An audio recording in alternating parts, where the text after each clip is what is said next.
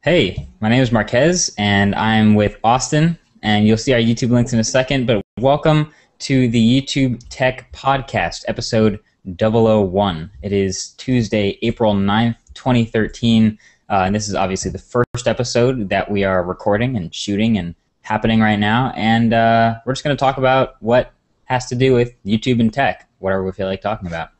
So, yeah, let's just get started. We have a bunch of things that we've written down that are already big headlines of the past 7 or so days, but nothing really impressive has happened. But the first thing on our list is Facebook phone. So I'll just go ahead and ask you, what do you think of Facebook phone? Oh, you gotta throw that one to me. All right, so if you guys are not familiar, the Facebook phone is, well, actually, they had an event last week at, what was it, New York? Or Yeah. it was somewhere. They had an event, and they basically announced what is Facebook Home. Now, Facebook Home is actually an overlay on top of Android. So you could say, it's not a skin, it's a launcher, right? Yeah, it's a launcher. Okay, so basically it's a launcher that can go over pretty much any Android phone. I think they've only announced a few, like the Galaxy S3, the HTC One, and the Note 2. Is that all that's launching? The One X as well. There's a list of about 5 phones that it's going to start off on, but they're all high-end phones already, yeah. Yeah. So, but I'm sure that they will start adding more and more phones. So, pretty much anything should, in theory, be able to use Facebook Home as long as it's an Android phone. But anyway, so they announced the software, and it's basically an entirely Facebook-centric operating system, kind of. I mean, it does still run on Android. But the bigger news, well, actually, I don't know if it was bigger, but they did also announce a specific bit of hardware that will run Facebook Home, which is the HTC First. Now, this is I'd say it's a mid-range smartphone. It's not really anything all that impressive. But it is a legitimate phone that you buy, and it comes with Facebook Home pre-installed. And, yeah, so, I mean, I don't know. We were talking... Oh, I was like, where did he go? I pulled up an image of the HTC First, and so, yeah, it's made by HTC. It has a Facebook logo on the back. It has the AT&T logo on the back, and it comes in a variety of colors. But I guess you're going to get to it. But the interesting thing about this phone is that you can turn it off, and underneath this whole skin, I guess you could call it, is stock Android. And I want to say it's Android 4.1. 1 or 4.1, so it's ice cream sandwich. Like 4.1.2, I believe. Yeah, so it becomes a mid-range stock Android phone on LTE, which we haven't actually seen yet. So it's a first of its kind in more than one way. But so yeah, it's a Facebook phone. That's what we're calling it. No one's calling it the HTC First. It's the Facebook phone. Especially because this is not actually the HTC First in any way, because HTC and Facebook already made a phone. It was the Status, right? Yeah. So it's like the HTC Second, technically. There's no way I see them using the First name. That needs to be the next name, by the way, the HTC Second, when it comes out. The year I'm calling it, that's going to be the name, the HTC Second. The HTC Second, yeah. But yeah, they also have the HTC One and the HTC First and the One X. So they have some weird naming going on, but. So what is the point of this deal? What is the point of Facebook OS, Facebook Home, Facebook Phone? I think it all has to do with Facebook wanting to control more of what their audience and their users are actually using. I mean, if you looked at, I think they showed one of the stats at the event was, I think it was something like, I'm going to probably get it wrong now, but I think it's something like 30 or 40% of like mobile app usage is Facebook. Is that right? I feel like that's not quite right, but it was a huge percentage, way more than anything else. Yeah, they had a chart up at the beginning. Not sure where they got the numbers, but basically Facebook dominates on mobile right now. Mm-hmm. Yeah, and mobile is becoming a increasingly big part of the kind of users who use Facebook. I mean, fewer and fewer people are using on the desktop, switching over to their phones, which I can definitely understand. I mean, I pretty much always use Facebook on my phone as opposed to on the desktop. But yeah, so I definitely think that this is it's a very important thing for Facebook, because they're pretty much they have all their eggs in other people's baskets, whether it's on iOS, whether it was, of course, previously on Android, and pretty much any of these operating systems, but they're pretty much at the mercy of Apple and Google and all these other companies. Whereas with Facebook Home, they take a little bit more of control of their own destiny, so they can control exactly how the experience looks, works, put more of your Facebook-ness all over your phone. So I think it's definitely a very important thing, and I do think that this is a smart move for them, because I don't see any way where Facebook could have, besides maybe buying BlackBerry. That's the only possible way I can see them getting into it. But I don't really think Facebook is really interested in getting into the hardware deal. I think that just throwing some software out that should be installable on most phones is the smarter way to do it. Yeah, so here's the thing. I guess I'll be more of a color commentary thing, but I have no doubt that Facebook Home is a good idea. for Facebook, and that it'll enable them to do what they want to do, meaning control more. They will be able to do that with Facebook Home. But on the other side of the fence is who wants Facebook Home? Who actually cares? Who wants all their friends' pictures on their phone? I mean, it's my phone. I mean, maybe I'm weird, but I don't spend that much time looking at everyone's Facebook statuses. So it's not like I want to just unlock my phone and see some crappy, mirror pictures. You'd be surprised how many terrible pictures are on my Facebook feed. Maybe it's just me. But honestly, the Facebook photos that they showed during the demo were people skydiving and eating luxury food and seeing all these beautiful photos. And, oh, of course I would like that if I saw that on my phone. But to be honest, not all of our Facebook feeds look like that. Mark's all selfies and just pictures of dogs and blurry pictures. Yeah, that's actually a good point. Yeah, I definitely will agree with that. And a lot of the detail kind of stuff. The way I think of Facebook Home is more from from Facebook's point of view. I will say one thing though about as far as who's going to use it. I actually would not be surprised if this is fairly popular, because if you look at for me and you, I don't think either of us are really planning on switching over to a Facebook Home phone or installing it on our main phones. But I know a lot of, what is it? I would say a massive majority of people who use Facebook really aren't very technically savvy. They'll be like, oh look, my phone, it's a Facebook phone, and I can just download it and it just turns into a phone. I think that would actually be a pretty cool thing. I mean, as far as I know, I don't know this for sure, but I'm sure you do. Do they actually to install the Facebook Home launcher? Isn't it just downloaded straight from the Play Store and they just have to click a couple buttons? Isn't it very simple? Yeah. So when we're all getting leaked APKs and stuff like that now, so it's a bit more complicated. But when it finally arrives in the Play Store, it's going to be just like Nova Launcher, where they demoed it at the event. You basically just install like any other launcher, and they emphasize you can try it just once and use the Just Once button in Android 4.1, and that'll allow you to try it as your launcher. So if you hit home, you won't get lost in it. You won't be able to get back to your normal stuff. But once you lock it in as your launcher, that's a launcher, and it's just like any other app from the Play Store to install. Mm-hmm. So. And actually, on that same topic, going back to the HTC first, like you were saying, it is possible to actually run it as a stock Android phone. And I think that's actually going to be kind of interesting because even though the hardware might not be incredibly exciting, it isn't actually all that bad. I mean, it's got a Snapdragon 400 processor. Am I right there?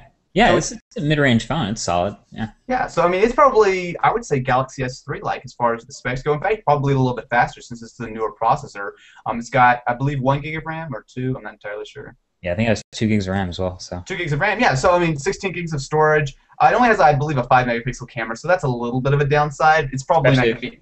Especially when you want to share all those beautiful full-screen photos, you gotta have a good camera. Actually, that's a good point. With as much emphasis as they put on the photos in this operating system, if this does not have a good camera, I'm going to be very surprised. You know, I wonder. It's definitely not the same camera from the HTC One, because that's a 4-megapixel, right? I mean, have we heard anything about what the cameras, any of the specs or anything about it? I believe it's a 5-megapixel. They didn't say ultra pixel at all. It just was. I mean, it's a $99 phone, so that's what the Galaxy S3 just dropped on Verizon. It's $99, so it's probably going to be about on par with internals with the Galaxy S3. That camera didn't look particularly impressive, but again, I don't think anyone's taken pictures with it and shared them yet, so we'll have to see how that works out.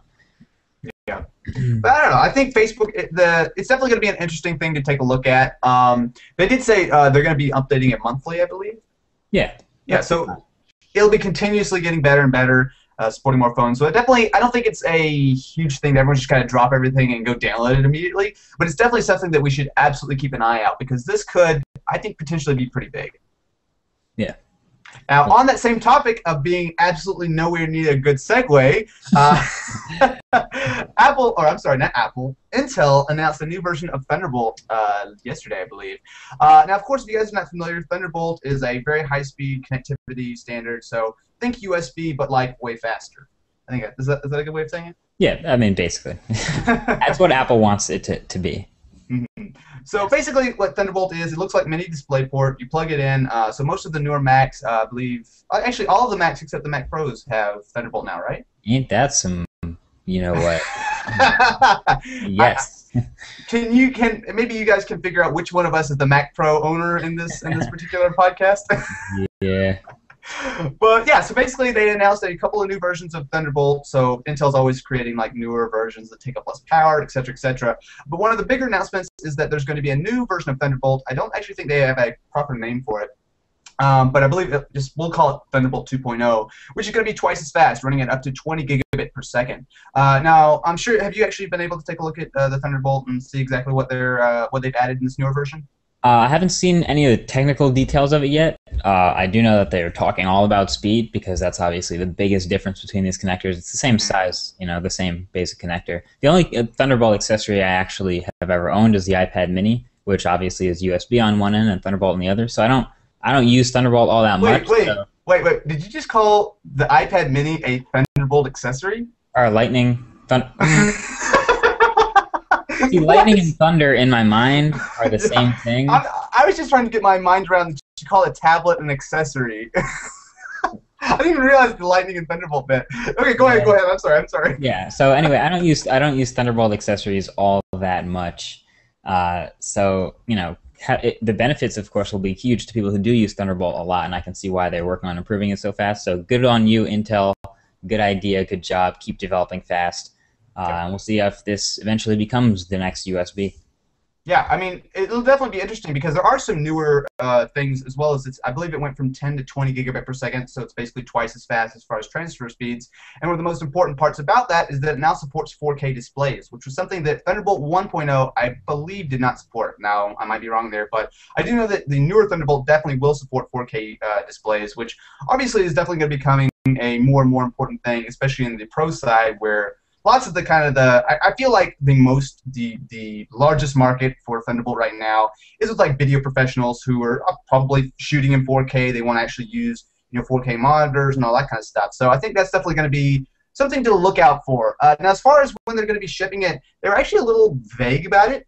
So they said that it will be, and I'm actually going to quote Anantech here, they're actually going to be beginning production by the end of this year, sometime between now and the end of this year. I had no idea when. And they're going to ramp volume between now and 2014. Now, of course, Thunderbolt is something that's definitely been very focused on Apple for a while. So I would be very interested to see if the next generation of Macs, the MacBook Pros, iMacs, all that kind of fun stuff, will actually get Thunderbolt before actually too long. But Mac Pro. Yeah, there's rumors all over the place about what kind of devices will get it first. Apple's, of course, had their fair share of firsts with Thunderbolt, but yeah, I'd be happy to see the next Mac Pro come out and just have 12 Thunderbolt ports on the front. Like 30 SSDs and like 8 processors, and it'll only cost $23. That would be pretty awesome. Yeah, so speaking of fast, the next thing we have on our list here is Google Fiber. Google Fiber is it's not new, but it's pretty new, but it's been only in a certain lucky city called Kansas City, which is actually right on the corner of Kansas and another state. It's actually more in Missouri than Kansas. Yeah, it's mostly in Missouri. But Kansas City has been so lucky to have their little fiber neighborhood. But apparently, well, now it's confirmed by Google that Google Fiber will be coming to Austin, Texas as its second, I guess, major endeavor. So it's actually starting to expand. And I read somewhere that it's only been about $100 million to implement, which sounds like a lot at first. But when you consider how much Google spends on implementing things like citywide Ethernet that is super fast, you'd think that it would cost more than that. So it's a good sign that it's expanding. I love Google Fiber and want it with all my heart. Google, take my money, please, or just bring it here. But yeah, one more city for Google Fiber. That's a good sign. Yeah, I think another thing that's definitely I guess some people have noticed, but I don't think that most people really think of when they think of fiber, is Google has got tons and tons of different technologies and different products all over the place, and Google Fiber, of course, is one of them. But like you said, I haven't actually heard that stat. $100 million. That's actually not that bad when you consider this is a brand new technology that they have rolled out to an actual city. Like, not just like they're connected to like a house, but like actually, do we have any numbers on how many people are actually using Google Fiber right now, or how many people have it available? Right now. Yeah. Oh, that was clever. But yeah, so I definitely think $100 million, honestly, for Google, that's like what it costs to run YouTube for a week. I'm sure. Like that's not all that much. That's probably what you lose on YouTube in a week. Yeah, actually, YouTube is profitable by now. I'm sure it is, right? Or is it? I don't know. We should know this. Is it? Hopefully. Get to Googling. I'm gonna keep talking. But another thing that I think is definitely going to be really interesting with Google Fiber is that immediately AT&T also announced that they are working on a 1 gigabit per second, or I believe their terminology was up to 1 gigabit per second network in Austin as well. So if you guys, some of you are probably not living in the United States, obviously, but in the United States, the state of like broadband and internet has been a little weird lately. I mean, for the first, like, I don't know, back in the 90s, it was just taking off, and like everyone ditched dial-up and started moving to DSL and cable, etc., etc. But then it kind of stagnated, and most people have had the same kind of service, with a couple of exceptions like Verizon Fios, who were kind of pushing the envelope. But for the most part, internet speeds have pretty much just stagnated.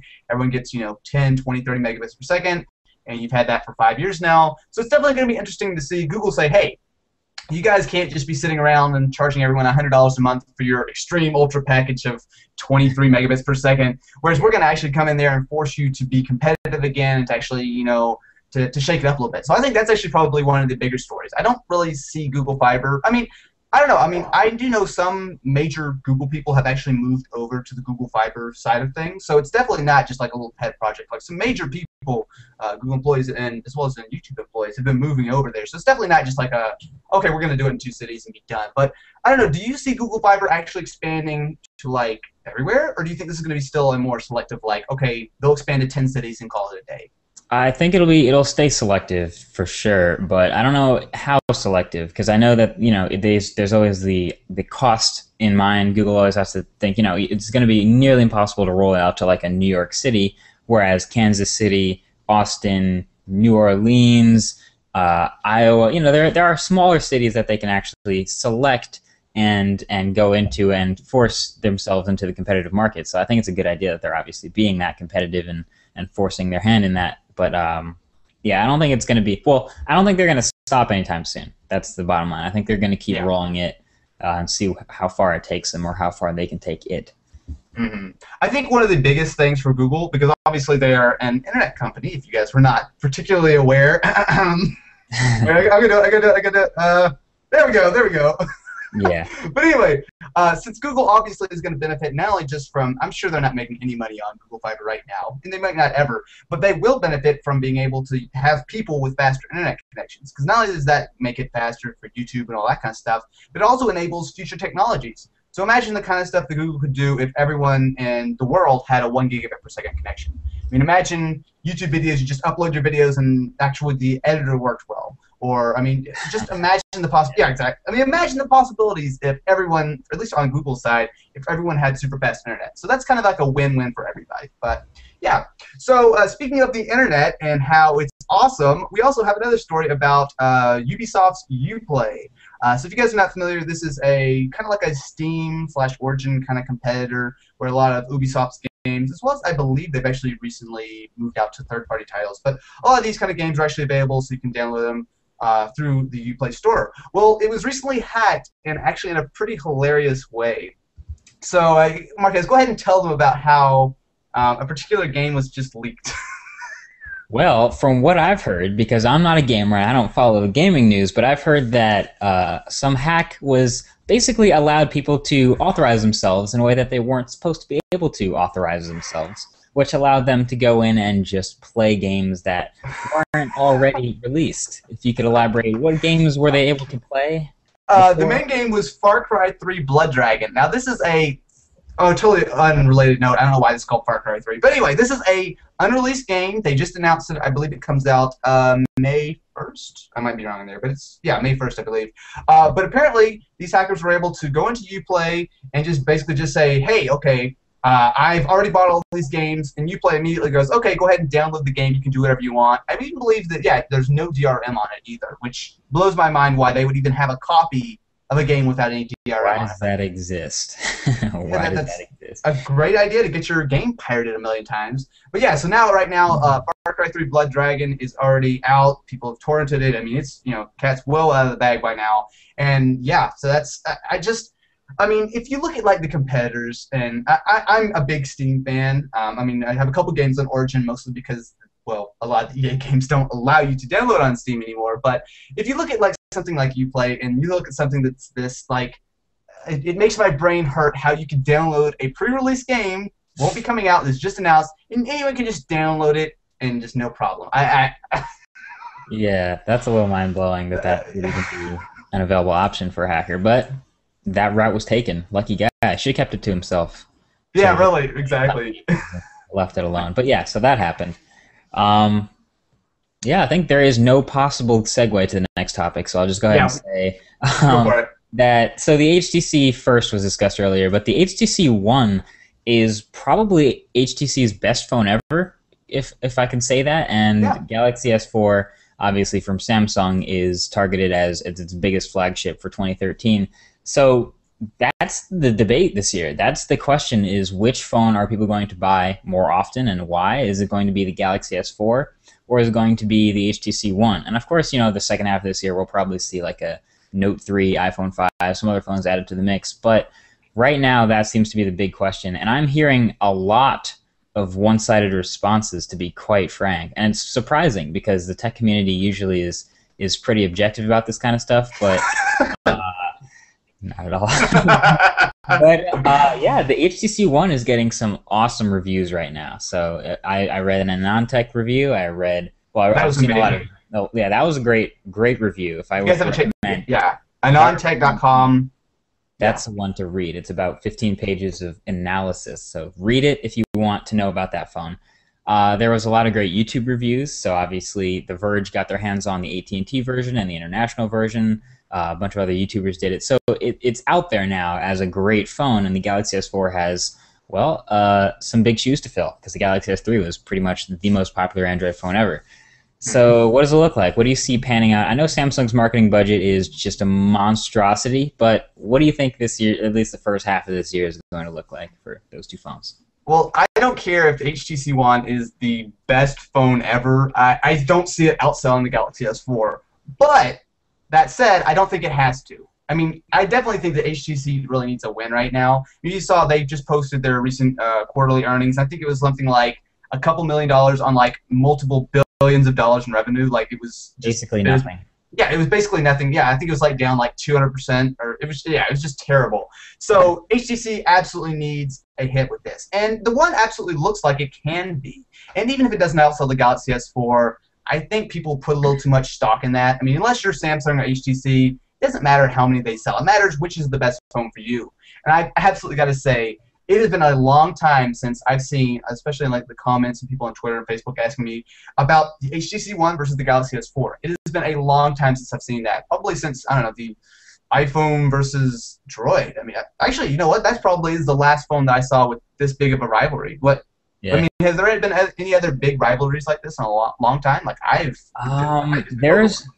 mean, in terms of hype, no, there hasn't really been. You know, because these phones are just barely becoming available right now. Like when the original Droid came out, there were ad campaigns against the other phone, so that was an easy way to make. Droid does. There's an easy way to create a rivalry. That's an easy way to say, hey, I do, and that phone doesn't, or I don't. It was fun.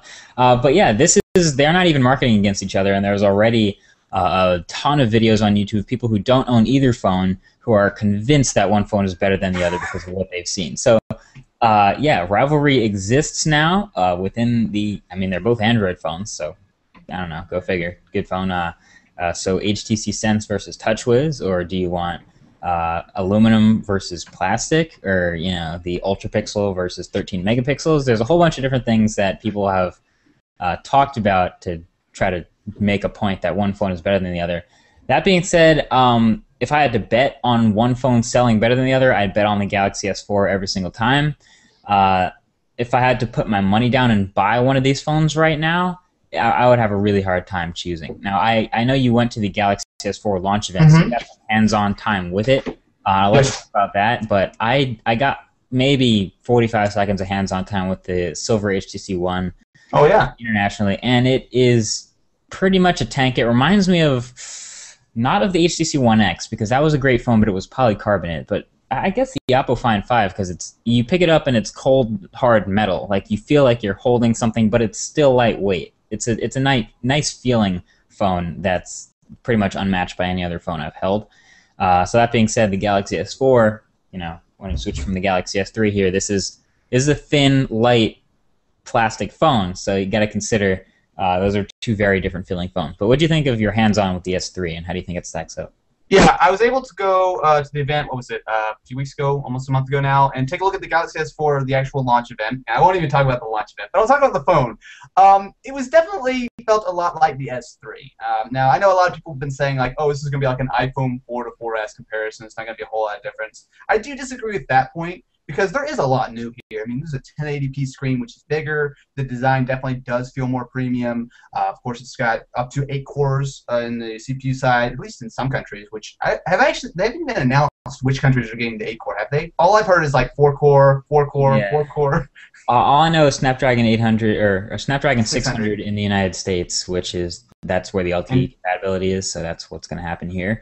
But Exynos 5 Octa, I don't know if that's the full name. I believe so. Yeah. Yeah, that's the international version, whatever that ends up meaning. But I'll definitely be trying to pick that up for some comparisons. But yeah, so it's similar to the Galaxy S3. It's what I've seen, thinner, lighter, a bit bigger screen in a smaller body, so it's taller but it's narrower. Right? Yeah, I believe it's a little taller. I had a Galaxy S3, but we had very limited hands-on time. I mean, they were like moving people through, so I was like trying to get hands on, like shoot a video and just get out of the way. So I didn't actually get to compare it with the S3, but yeah, it did feel very similar. It's the one thing I did notice is that if you have the S3, and I'll hold up the camera here, you'll notice it's got like a very tapered edge. This felt more like almost like an iPhone 4 or 4S. It almost had like a bit of a band around it.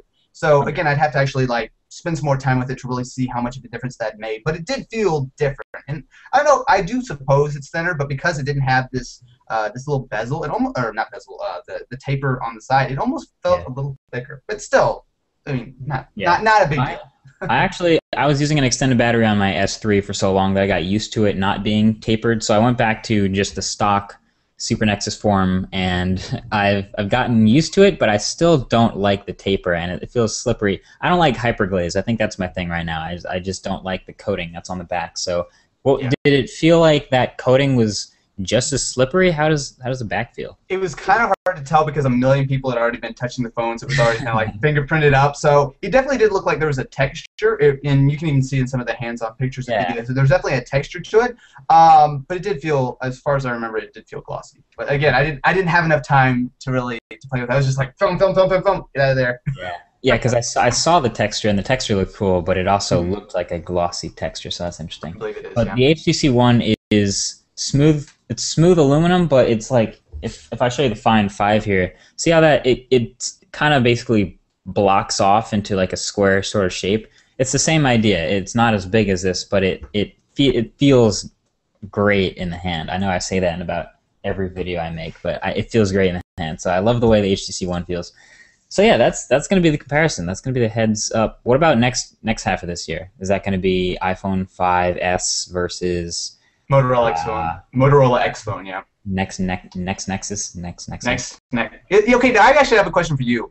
Do you think the Motorola X Phone will be branded as a Nexus, or do you think it'll be a Motorola phone? They maybe just run stock Android. What are you thinking there? Because I really don't know. I might be the only one. I'm probably not, but I avoid X Phone talk like the plague. I hate talking about the Motorola X Phone because, as far as I know, it's not even close to a real idea yet. It's all been speculation and rumors about what we'd like to see in a Motorola phone from Google. And we've seen, leak, this is the X Phone. I don't know if I believe that. But that being said, if a Motorola Nexus does come out, I would expect it to be carried as a Nexus from Google. If it goes under a carrier name, then who knows what they're going to make of it. But if I'd have to see a Nexus phone from Motorola and it's the X Phone and it happens to fit the mold of the rumors that we're creating now, I think it would be a Nexus. Yeah. No, actually, that's an interesting question because, of course, it's been about a year and a half or so since Google bought Motorola. It's been a while, yeah. But, I mean, the acquisition obviously takes a lot longer than we see on the face of it, so it's pretty deep. This will likely be the very first Motorola phone that's actually been designed fully, or at least mostly, since Google bought Motorola. So this is going to be interesting. It's going to be probably the first idea of what future Motorola phones are going to look like.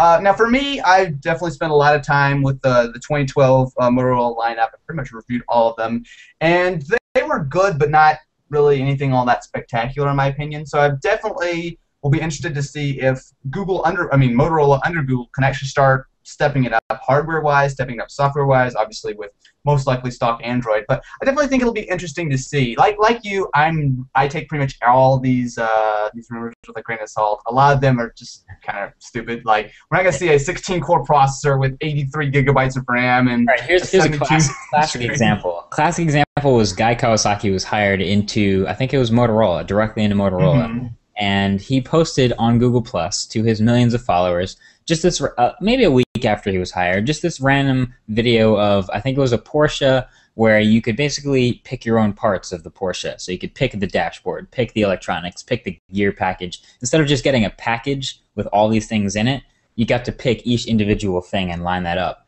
And I guess the part up top that he posted was, hey, wouldn't it be neat if phones were like this? And I swear, within 12 hours of that post, everywhere on the internet, on every Android site imaginable, it was Guy Kawasaki leaks the next X phone. I'm like, guys, he's talking about the X phone, and I was just like, no, he's not. He's just talking about Google Plus. So yeah, I tend to avoid the talk, but yeah, there's a lot of crazy rumors out there about the X phone that I would just avoid as a general.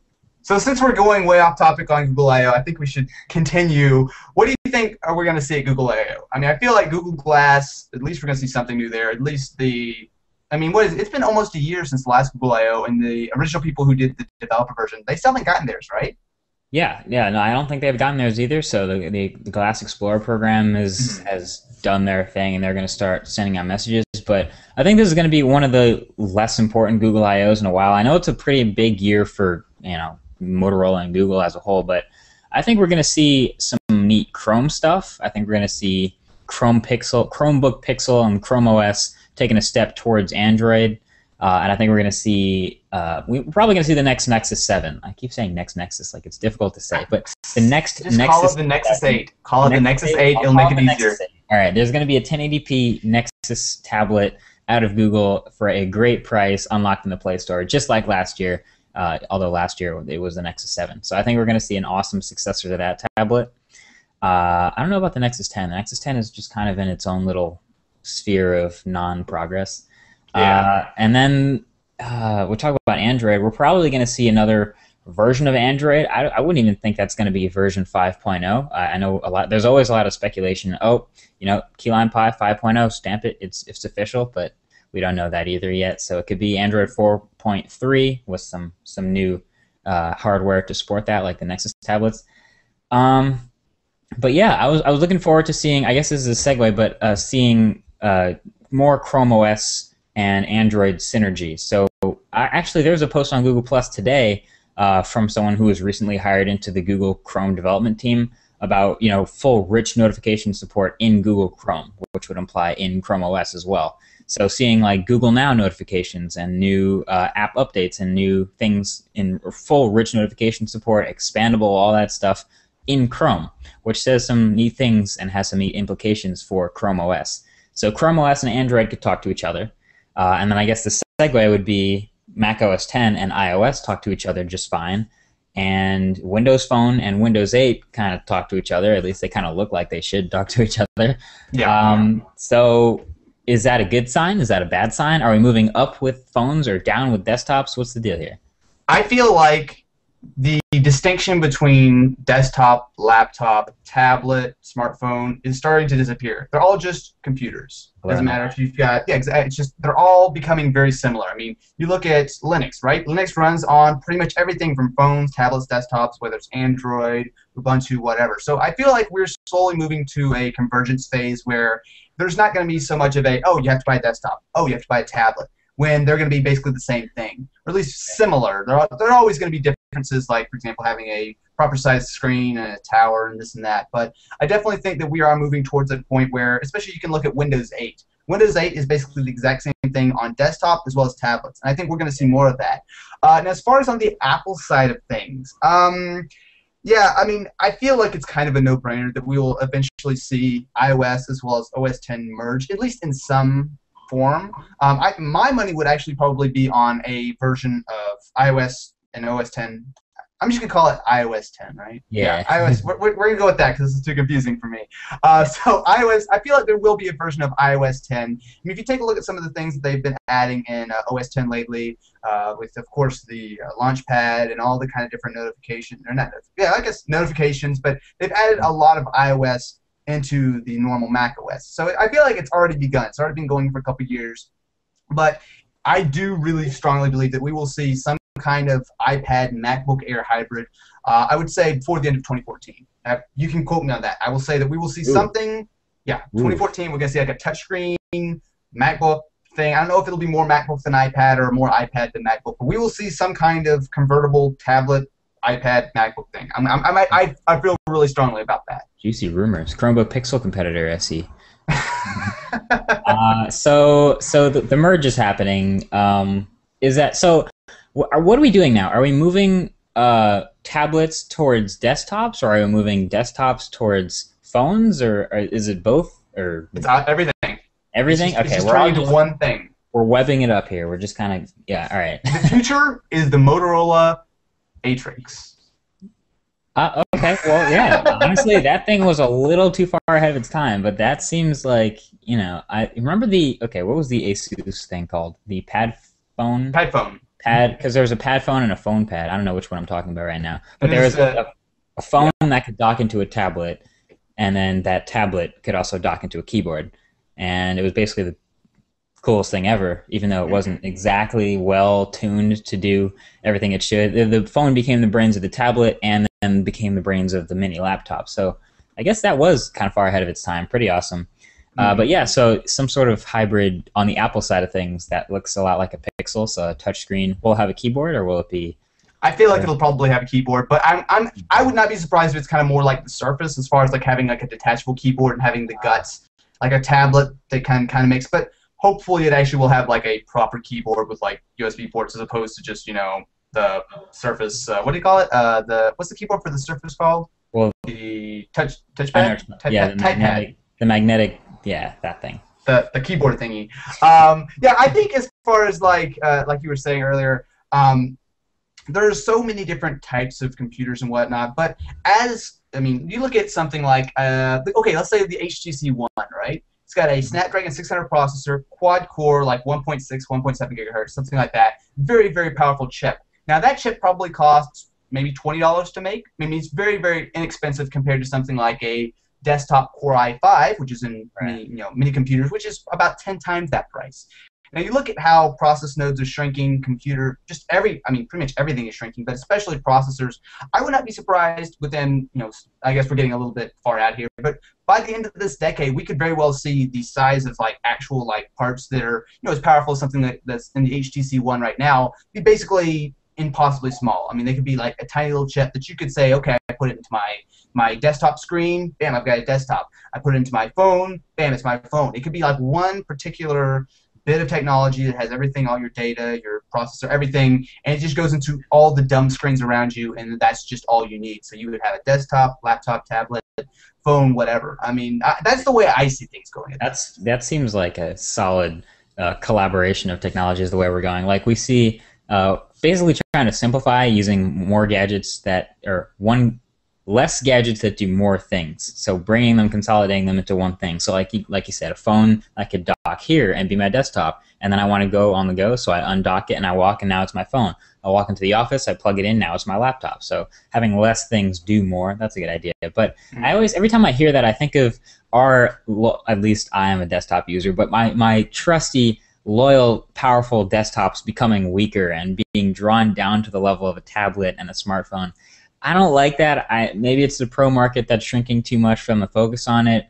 But the more I see Launchpad, I accidentally open Launchpad once in a while on the Hackintosh Pro, and I just kind of cringe a little bit. Like, I don't like the way this looks. It's way less functional. But yeah, it's happening. So I guess whether we like it or not, we'll have to see how it's implemented. Yeah, and that's actually a good point as far as like the desktop, because obviously I'm a huge fan of desktops as well. I mean, I'm using one right now. You can see I've got a desktop test bench right back here somewhere. I mean, I'm a huge fan of being able to build it myself and do it. And I definitely don't think that the desktops are going to go away. I feel like there's always going to be a place for, even if the tower doesn't exist anymore, at least you will have a big screen. At least you will probably have a proper mouse, or at least a key. Well, actually, you know what? I'm really tempted to say you'll always have a mouse and keyboard, but look at this. Like back, well, okay, I guess the keyboard never really disappeared, but the touchscreen is definitely taking over a lot of the normal things that you always used to do with a mouse and keyboard. And some of the things, not everything, like the keyboard, touchscreen keyboards aren't all that great in my opinion, but a lot of the things that you used to do with a mouse can be easily done just as well, if not better, on a touchscreen. So it'll be interesting to see exactly how we interact with these future devices, whether everything's will be touchscreen, and you actually reach out and you touch your desktop screen, which might be a little weird, but it'll definitely be interesting to see, I mean, just a few years' time from now, where things will go. Yeah, so when you say mouse being replaced by touchscreen, that reminded me of the very sharp distinction between consuming and producing. I love consuming on a simplified interface. I would not have a problem with consuming media and watching videos and reading news and maybe, you know, the occasional like writing and doing homework and everything, but productivity happens separately. I would be fine with consumption happening by bringing a desktop down and bringing a tablet up and having that whole thing merged together. But as far as production and productivity, I couldn't imagine editing a video on a touchscreen only computer. I couldn't imagine, you know, writing these essays and doing research where I have multiple programs open and I'm switching constantly between them without a mouse. Maybe that's closer than I think, but especially video editing. I mean, maybe there's like a 0.001% of the market actually edits video with anything more than touchscreen, but I cringe. Yeah, I definitely feel you, but clearly things like the Matrix, these are not just imaginary things. I'm actually being totally serious here. I do feel like we will start moving toward that point. Now, I do definitely agree with you, though, that I don't think it's going to go, the mouse and keyboard are not going to go anywhere anytime soon. They may become less popular, and in fact, that trend is already beginning with, you know, iPads and tablets are already taking up a really large amount of, you know, market share as far as tablets or as far as laptops and that kind of thing. But yeah, I mean, the one thing that I think that we don't really quite have the right perspective on is that we are definitely not the average user. I mean, we create content. So for a normal person, an iPad might be all that you ever need right now. Now just think of how powerful and how far advanced and all kinds of crazy new stuff that we'll have 3, 4, 5 years from now. I mean, yeah, there's a lot of stuff, you know, moving forward. So yeah, I mean, definitely us as creators will probably not be, nothing will really change for us, at least I would say in the next few years. But it'll definitely be interesting to see as, you know, touchscreens get better and, you know, maybe they have a little bit of tactile response and, you know, all that kind of stuff. It'll definitely be interesting to see how that can actually supplement or even totally replace what we have today. Yeah, I go to a college where at the beginning of your freshman year, every student gets basically a workstation-sized laptop. I don't have it like in the frame, but it's about an inch thick. It's an HP 8560W, I think, EliteBook. It's massive. And you'd be surprised how many of these people not only use that as like their only machine ever, like they bring it to class to take notes and then they go home and that's their only computer, but like a lot of people will use an iPad and a keyboard as their only computer. So I can see where I like to think I have a pulse on the average person, but I really have no idea what's going on. So that's what I see. That's what I observe, that people don't have a problem with not having a desktop at all. So that's interesting. Mm-hmm. Yeah. So I definitely think it'll be something that, especially us as people who, like you said, we got our finger on the pulse of technology. Yeah. That should be the new tagline for the tech podcast. We have our what was it? We have our finger on the pulse of technology. Finger on the pulse, exactly. Yeah, I feel like probably someone already has that, but well, whatever. We stole it now. So anyway, so to wrap the show up, because I know we're actually going a little long here. There was also a new update to the Play Store today. You want to go ahead and show everybody and tell everyone what all that's about? Yeah, so today, Play Store 4.0.25, I want to say, and it's the newest... Wait, hold on a second. I know. 4.0.25? 4.25. Why is it 4.0? It probably iterated in beta. I don't even know. They do stuff behind the scenes, but now it actually looks pretty neat. So we all know Google Now... I'll probably remove my lower... Oh, whatever. Yeah, Google Now has a bit of a cards look. So this is the top half of the new Google Play Store. Right away you can see it's looking a little bit more like cards. And then we can scroll down here and basically there's a whole bunch. Now I'll show you what I don't like, but I do like the way this looks where you can see, you know, different sections and categorize things. They mix in all the apps and movies and games and things like that. So that's cool. But here's what I don't get. I'll go into apps and I'll pick a category. Let's say or not even a category. I'll pick one of the featured sections here. So recommended for you. This is what oh, it didn't do it. I'll do it on my tablet because the tablet doesn't use the whole real estate. But I'll show what it looks like. I've never seen that problem with the Nexus 10 before. Oh, 2560 by 1600 pixels. So this is what it looks like at the top of the Nexus 10, and you can see the ribbon with all the apps and things like that. Go ahead and tap apps here, but the idea is it looks newer. It looks very, very cardsy, and it performs just the same as the last version. Recommended for you, video apps, tablet 101, that's a good sign.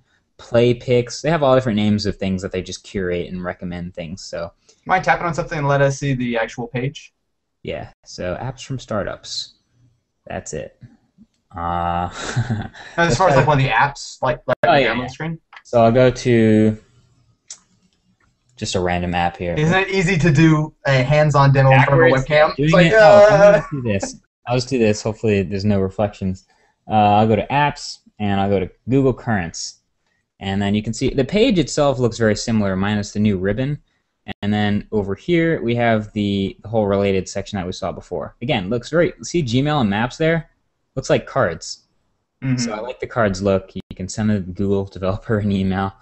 And then over here is the description. The whole rating system we saw before with Google Plus profiles. Users also installed and users also viewed. I don't know if we had users also viewed before. That might be new. I definitely had users also installed, but I think users also viewed is new. And yeah, so overall it's a design refresh. I'm not going to be reviewing there's no real engine functionality, say, but it's definitely a better looking. I don't know if you still have the old version or the... Yeah, I still got it. Yeah, there is both installed and viewed on the old one. Okay, yeah. So I guess this just shows in a different way. Yeah, the biggest change besides the design is that they are now showing every category at once. They're showing movies mixed in with games, mixed in with books, mixed in with magazines, all together. And that's the Play Store experience they want you to have. So that's the new Play Store 4.0.25. That's such a... Okay, that's... I guess we can't really complain about version numbers from a company who's on like Chrome 19 or... No, it's 26 or something. It's ridiculous. Yeah, we might be close to 30 by now. That's... Yeah, I'm actually going to check that right now. What are we at? I'm on 26. I'm on Chrome 26. But then again, didn't Firefox? Firefox is on like 20 already. They were going slow before. Firefox used to be like 3.5, and then like 6 months later 3.6, and then 4.0. Yeah. 4.0 I think was the last major Firefox update, and then after that, like 4.0, we've went to like 20, and like nothing much has changed. It's just like little tiny updates. They just decided, hey guys, we're on the fast track now. Got on the rocket ship and just. It's exactly. It's like the higher number, the better. So even though Internet Explorer's been around for like 10 years longer than Chrome, Chrome is like 15 versions ahead, man. Firefox. I mean, Internet Explorer is like ancient technology now. I mean, think about it. What would the average user rather have? Internet Explorer 11 or Chrome 27? That sounds so much better. Yeah. Well, that's a thing now. Iterations.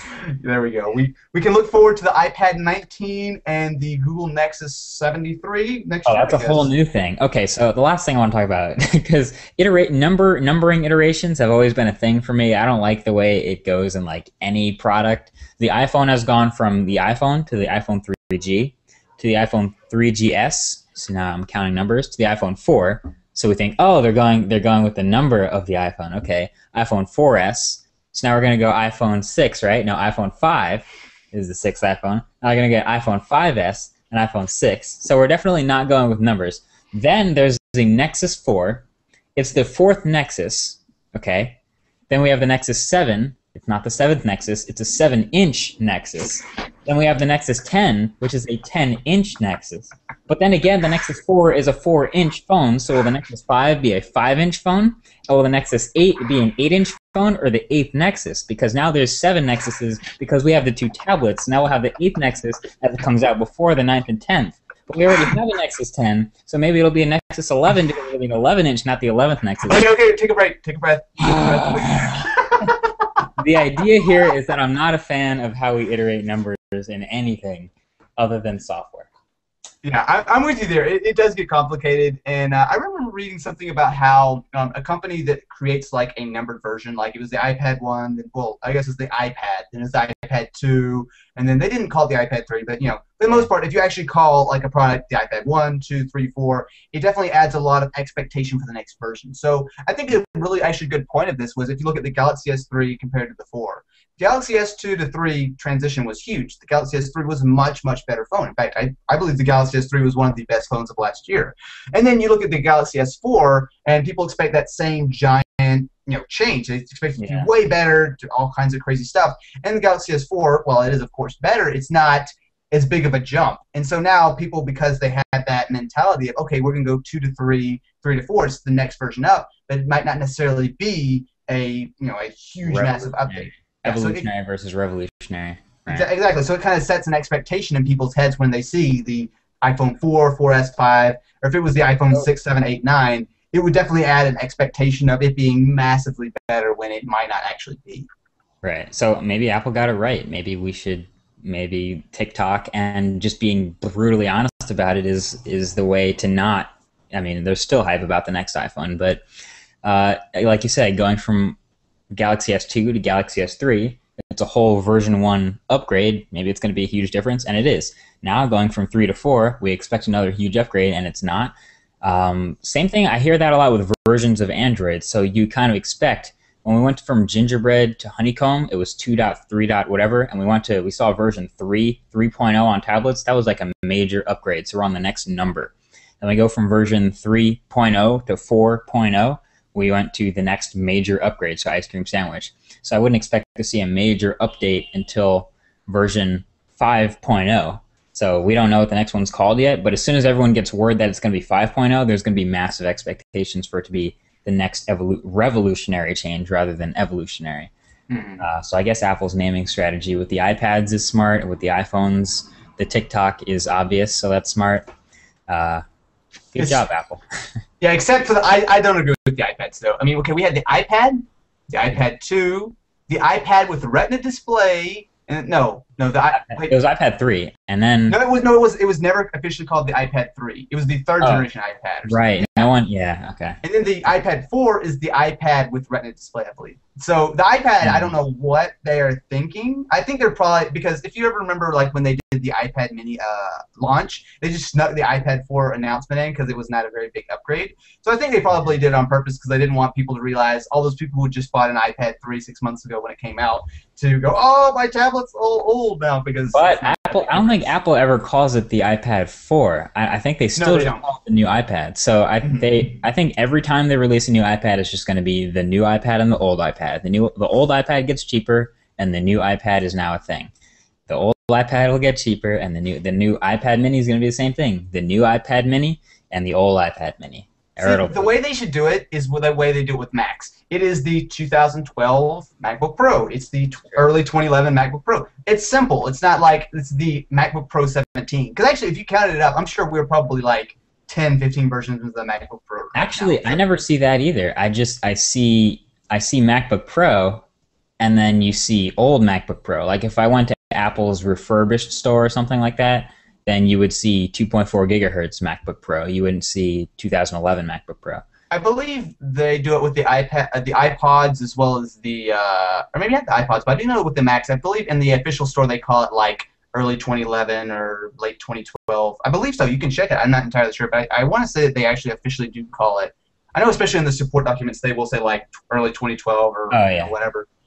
Yeah, I think we kind of extracted that from there. So yeah, we see announced on this date. Oh, these are forum community questions. But if I shop Mac, for example, and iMac, we see the specs: 2.7 gigahertz, 2.9 gigahertz, and then if we want to find the old version, I'm guessing it'll just say Intel Core i7, older version. I can't exactly find it immediately, but yeah, I think we kind of pulled the year number out of it as a way of identifying which one's which. Yeah, well, I mean, it makes sense. It's just you don't want to complicate and confuse people. But I'm sure that's exactly what we've done to end this podcast with 10 minutes of talking about Nexus 3s and 4s and 7s and 10s and 11s and 12s. What better way? Exactly. So anyway, guys, hopefully you enjoyed this very first episode of the YouTube Tech Podcast. So, dude, you want to say anything else before we wrap up? All I got to say is both of us have YouTube channels, so if you've seen one and not the other, I know there's probably a few of you out there, so the link for each of us will be right below the name that we're talking about. So those are the YouTube links for the videos that we make. Other than that, stay tuned. I think that's the message. Stay tuned. Yes, stay tuned. We plan on doing this weekly, so we haven't really fully... this is a very, very early show, so definitely expect new things like an intro and maybe some graphics, and definitely... I don't know if we'll stay on Google+. We may actually do something a little bit more nice because I know the quality is 480p for Google+, I think? Yeah, it's probably 480.